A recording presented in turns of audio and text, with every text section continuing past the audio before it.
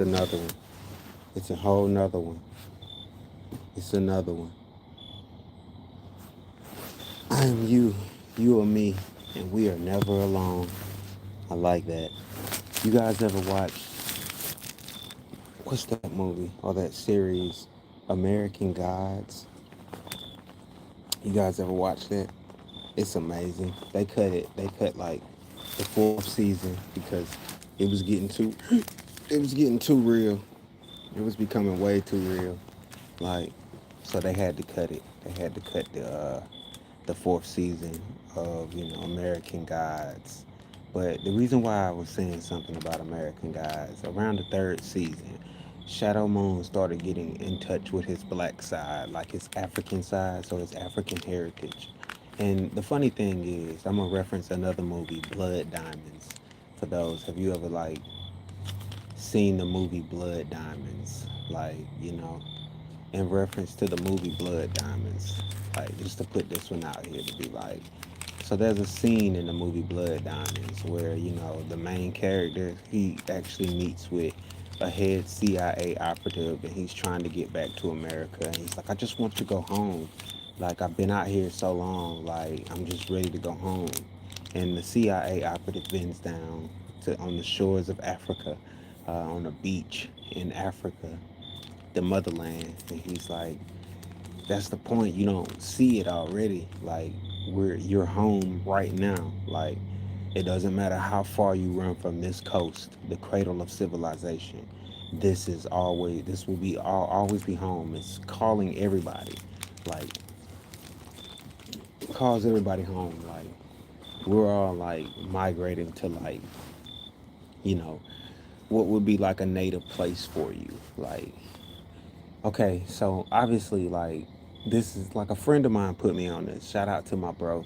He works at the Dollar Tree. Don't worry about all that. We're gonna keep names a secret right now. But he was like, yo, did you know that the Alpines or the Appalachian Mountains are like a part of the mountains, or originally a part of the chain of mountains that connect to, like Ireland and stuff like that. So, and all the while in my head, I'm thinking that at one point Stonehenge was wrapped up as like the center of Pangea, to be like those stones were seen like an eye in the middle of Pangea at one point. If you reverse everything back, scientifically, like back to Pangea, back to that one Pangean continent, the supercontinent known as Pangea. Everything was one. And when it broke apart, it separated. And things moved until you got into like a Uganda or whatever the freak they was calling it back then.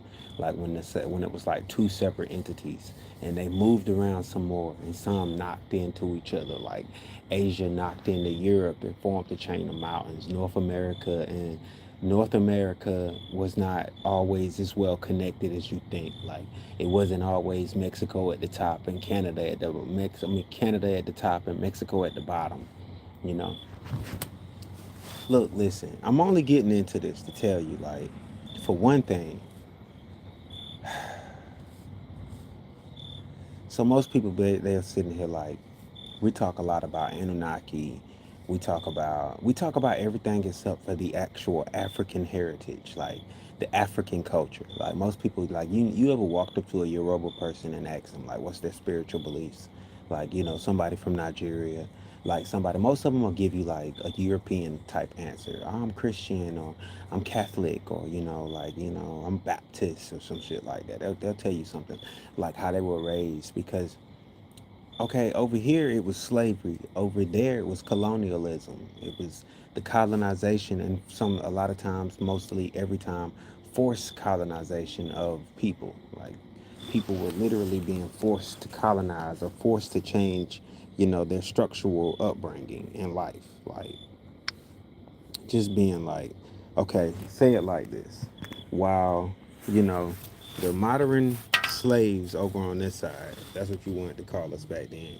Modern, classification of slaves, black slaves, white slaves, Irish slaves, European slaves. It really didn't matter. If you were like on the wrong side of the spectrum, you might end up working in somebody's field. If you were like on the run and you're in Europe and you had to get away, and your only way to get away was flee to America, and then you wind up working on some field, and if the white folks catch you, they might expedite you, kill you, or send you back.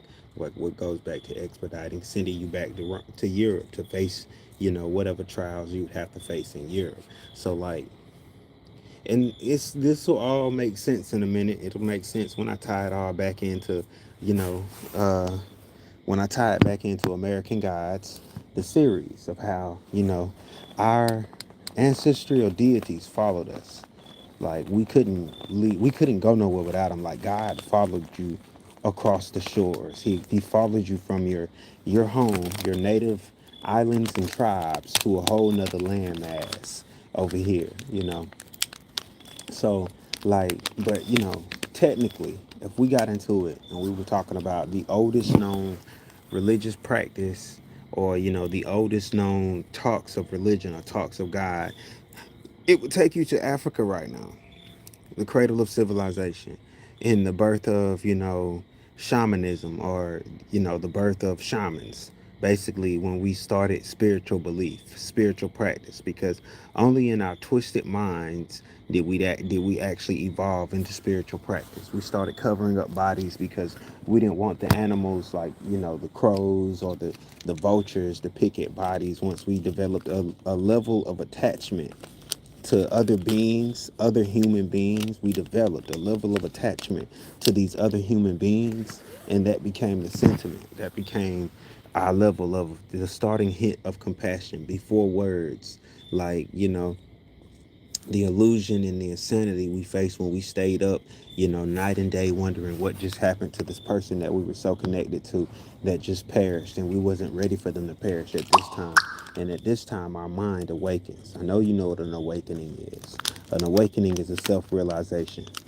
So when it comes down to it, it's all debatable. It's all a theory. Like, this is my opinion. And my opinion, you know, the earliest ones of us became God, or became the first concepts of God, and the things we said and convinced people are what locked in, starting with like how everything started. Like, it's like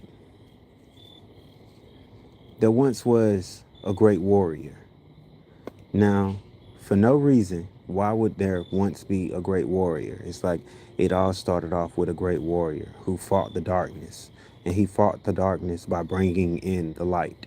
And when he brought in the light, balance was restored and creation took place on that type of level. So, but if you break down like the whole sense that most African traditions and African stories are orally passed down, which means there are no actual, because I did all of the research myself. I've looked up books on Orisha. I've gotten as far as the seven powers, basically. I've gotten, into some things, but every time I ask, my ancestors or the Most High to take me on a story or a quest for wealth and knowledge and understanding, and basically saying an abundance in knowledge, wisdom, and understanding, because that's my wealth and knowledge and wisdom and understanding. You mean like put it over here? I'm about to put it on the porch. I'm about to put it on the porch. Hold on, folks. I'm gonna come back to you in a sec. Look at the light, the beautiful light, while I put this bike on the porch.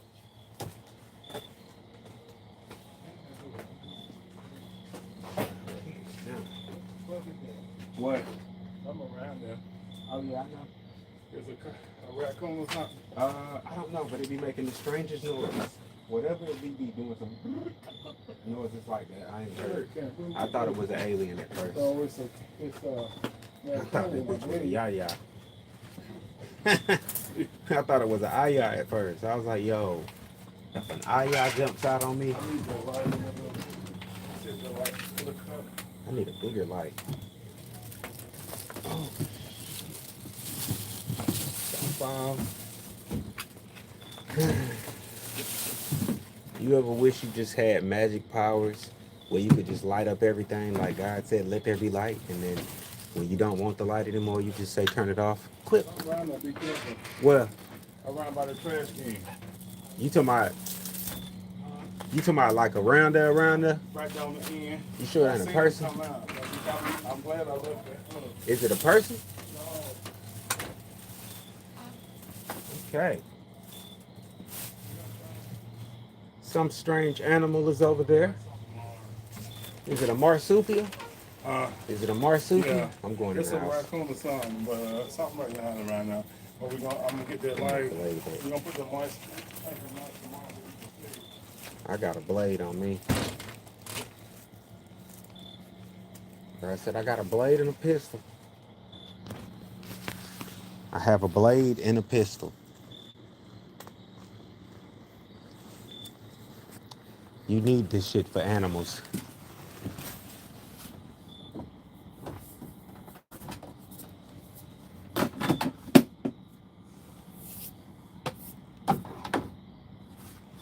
So it's like back to the reality of it all. And me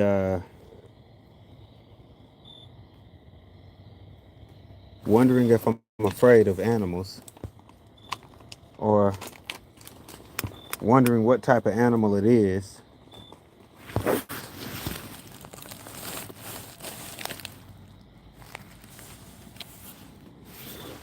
or whatnot, you know. All right, I'm back, folks. You know. I was watching Barry White, and I was like, "Yo, what the fuck?" And Barry White was saying, "We're all God," and I was like, "Why would Barry White say this? Like, why would Barry White say this?" And at that moment, I was back. Energy. It's all energy. It's like the law of attraction versus the law of, rejection. Like to reject something, or not necessarily reject it, but because, rejecting is like saying, ew, I don't want that. But like, it's a word. It's a word. It's a word. I'll come back to it one day.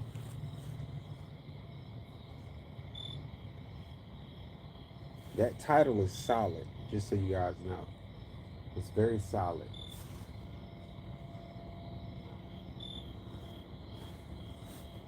Look, listen. Even me myself wonder why I got the words Orisha tattooed on my chest. Or why I would even declare to the universe I shall ascend to the title of Orisha. You know, as if I've always been an Orisha. Knowing that an Orisha represents the ancestral energies that be, also the elemental powers. Like, because of the dilution, the visions are a little hazy. But when I tell you I'm the wind itself, I'm the wind itself. Every now and then I forget I exist, you know. I forget my capabilities of what I'm capable of. I forget that I'm fearless. I forget that I blow, you know. If you told the wind that it wasn't the wind before the wind knew what wind was, I'd probably believe you.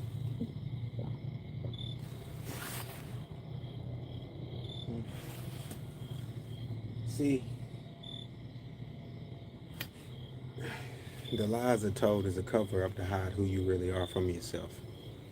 When I tell you that most of you will actually technically be worshiping Olodumare underneath, because it is a passage in the Bible where John goes to see a specific group of people and they have a totem where they have angels, or they have, ones that they pray and they give their worship to, but the one they give all praise and all worship to overall had no visible image. It was just a stone pillar, as if they already understood the concept of the Most High and the one true God of all things.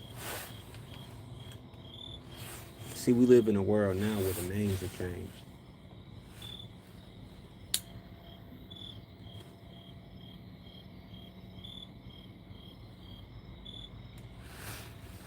I like it like that though. You know, evolution. You feel me? It's like I wonder, does a raccoon know of itself as a raccoon? Real shit. Like when we calling these animals what we calling them, do the animal know that's what it's called? It's not like a bear knows it's a bear, right?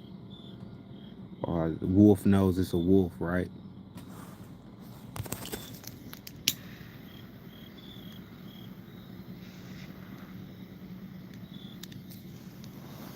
In more ways than one, I don't even think a bear or a wolf or a raccoon knows any of that. I think it just knows that it is and it has to survive. I think that's what it knows. It knows at the end of the day, it has to survive,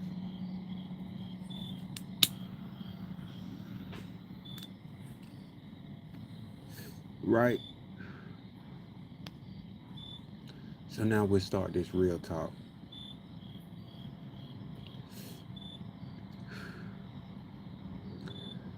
I'll give you an oral story of an Orisha, Eshu Oligwa and Olodumare.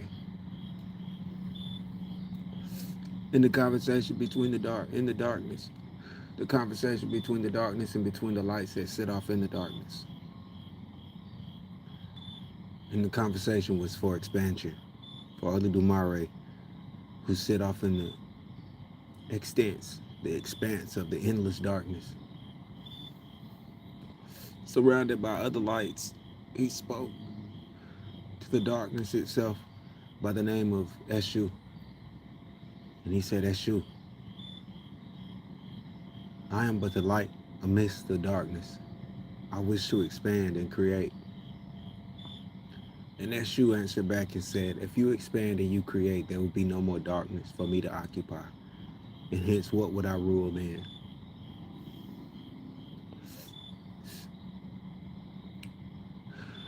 Olodumare answered back and said, I will create dimensions and realms for you to reign within, for even the darkness behind the eyelids of man will be your domain and your dominion. Eshu, being one for games, tricks, and, an entity of curiosity, permitted and granted Olodumare permission to expand within the darkness.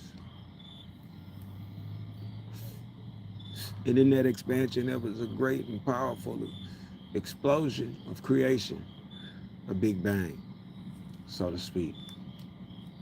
Now, that story may have been heard or passed along or passed down in different variations or different ways. But either way, it was passed down to me through Akashic Records, through bloodline.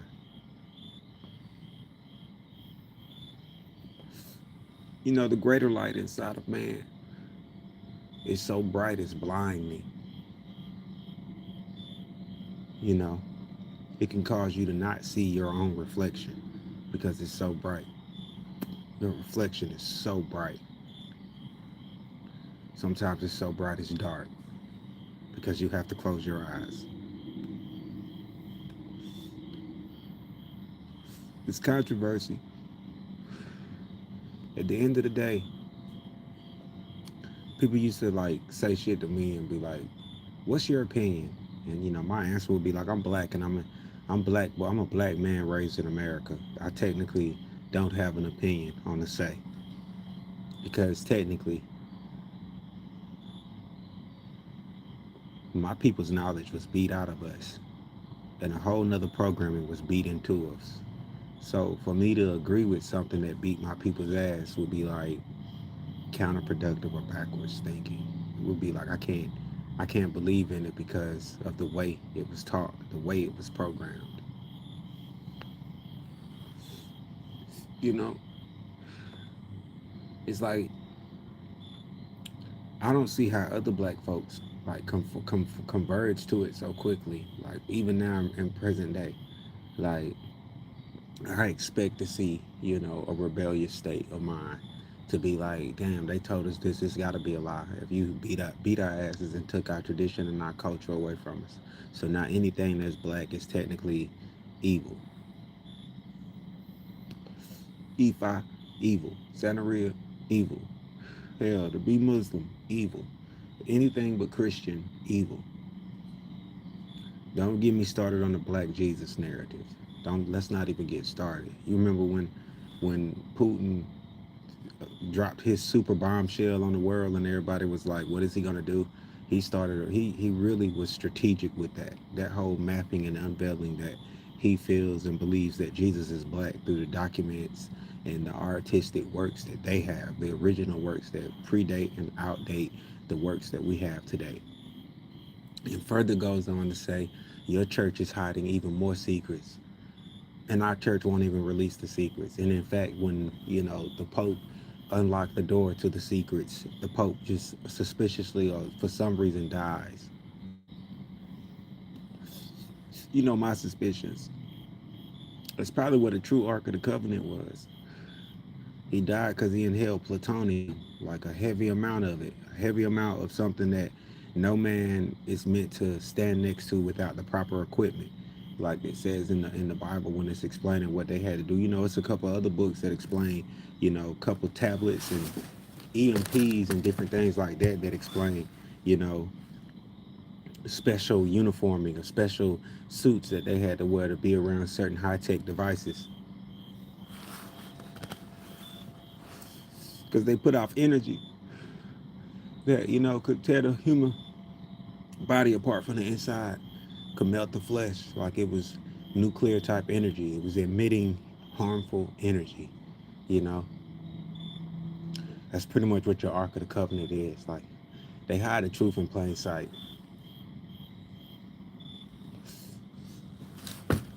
It's always in plain sight. You know, I'm not really sure why, but they hide the truth in plain sight, and then they'll tell you that it's a lie, or they'll explain it and want you to bite their narrative. You got to take their narrative. It's control. It's control. Anybody that thinks different than the narrative is an outcast or you're a terrorist. If you actually are pro-truth, then you're a terrorist. To be about the lie, you have to be about the fake news. Like it's not one to be like, oh, that's fake news. You can't call it out as fake news. You can't. You gotta let it resonate. It's fake news. It's a collective. If you're the one that calls it out, then you're the one that goes against the grain. We don't like things that go against the grain. We weed that out. We like to get rid of it. We martyrize the things that go against the grain. To be real, if I really voice my true opinion on most of the political activists, because that's what this is. It's a political war where, you got the political activists versus the political parties. So, of course, the activist is going to do their job. They're going to be an activist. They're going to stand against everything that the political parties that actually stand as the republic or whatever you want to call it. You know, it's like we're all in the dark.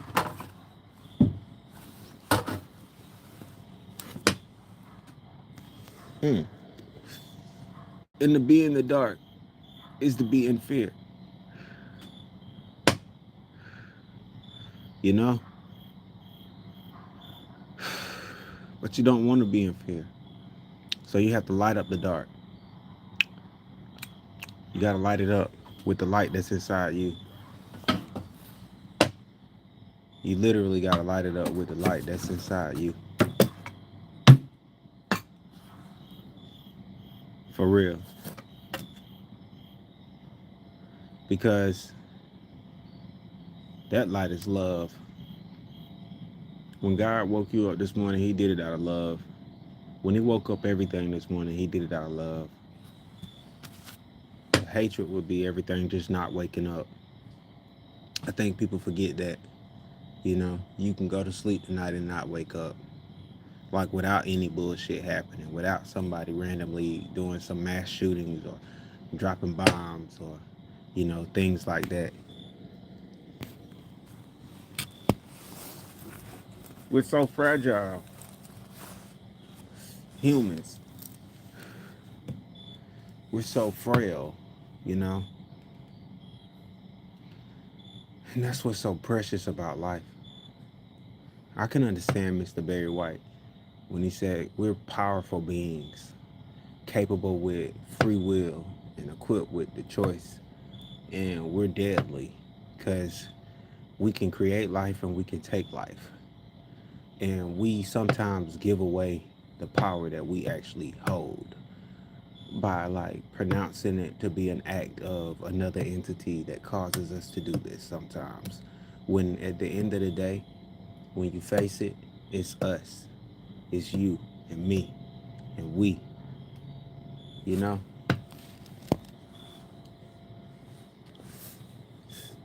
You can live forever in the hearts of somebody that refuses to not talk about you. Like no matter what, they're gonna bring you up, put you in a situation. Like, my name is in your mouth type of shit, you know? But that's for another segment. This is just me connecting with you and letting you know that we are not alone. We are one. Sometimes I don't like things that I do, but I respect it. And I come to an agreement and I learn to love me for me. So I learn to love you for you. Sometimes it don't make no sense. But the love is the key and the answer to it all. So you guys stay up, man. Subscribe, like, share, follow, that type of stuff.